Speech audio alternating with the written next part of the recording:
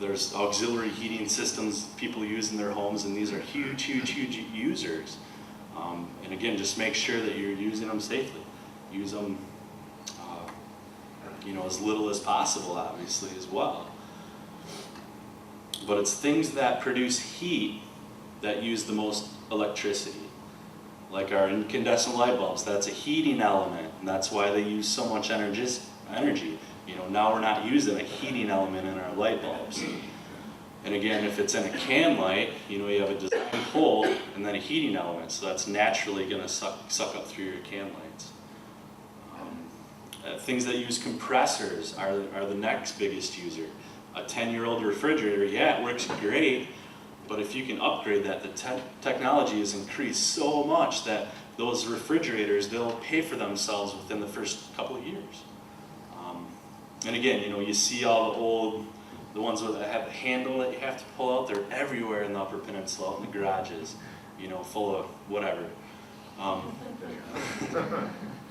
it's funny because a couple of times people are like, well, you told me I was going to see reductions in my energy bill if I replaced my refrigerator. And I'm like, well, yeah, you should have. What'd you do with the old one? Oh, I put it out in the garage. It's like, oh, okay, that's how you help. It's really true. Dehumidifiers. I see dehumidifiers probably at least once a month, sitting right next to the crock. There's a designed hole in the floor with a sump pump to get water, and it's got water that's at the surface. So they have a dehumidifier sitting right next to that, draining into the crock pot. And all that does is pull moisture out of that hole and cycle.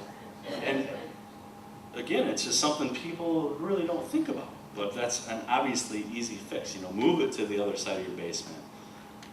You have to run a long hose or whatever to get it there. But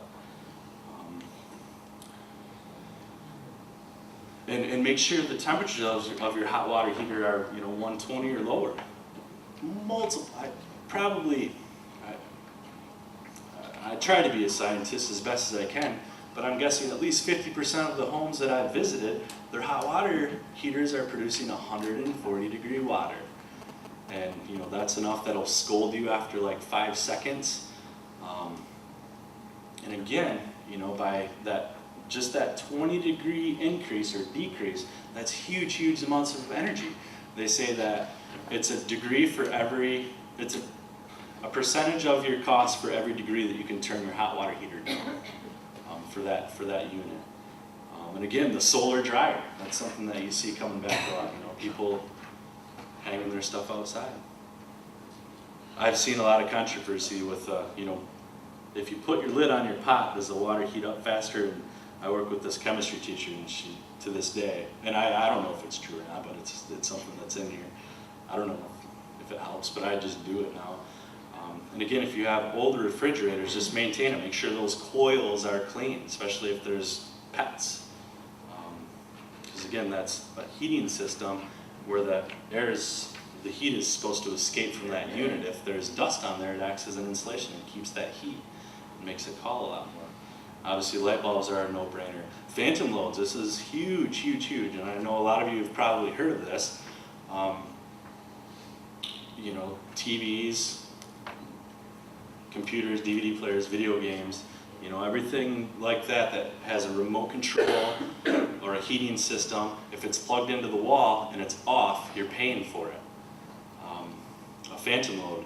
And they make the smart power strips now where that manages that. Obviously, if you don't have a smart power strip, then you have to go over there and switch that button off every time. And my grandma, she'd get stuck like that.